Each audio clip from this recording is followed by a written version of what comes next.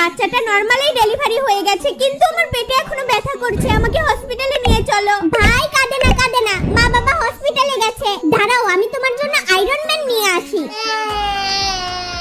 ভাইয়ের মনে হয় অনেক ক্ষুধা লেগেছে, বার্গারটা নিয়ে যাই। কি যে করি, ভাইয়ের তো কান্না কোনোভাবেই থামছে না, আবার মা বাবাও আসছে না। আইডিয়া, ছোট বাচ্চাটা তো দুধ খায়, ওকে ফিডার বানিয়ে খাওয়াই। আজকে যে গরম পড়েছে, ভাইকে গোসল করিয়ে দিই। ভাইয়া হাসো তো, কুতু কুতু কুতু কুতু কুতু কুতু। ঘুম পাড়ানি মাসি পিসি মোদের বাড়ি আসো। ভাইয়া বলো তো, সরিয়া রসই। আমি এখন দুই রাজপুত্রর মা, দুই কলিজা আমার বুকের মধ্যে আসো। মিঠু, তাড়াতাড়ি মায়ের পেট থেকে বের হও, আমরা দুই ভাই মিলে খেলা করব। যাক, বাচ্চাটা নরমালি ডেলিভারি হয়ে গেছে, কিন্তু আমার পেটে এখনো ব্যথা করছে, আমাকে হসপিটালে নিয়ে চলো। ভাই কাঁদে না, মা বাবা হসপিটালে গেছে। দাঁড়াও, আমি তোমার জন্য আয়রন ম্যান নিয়ে আসি।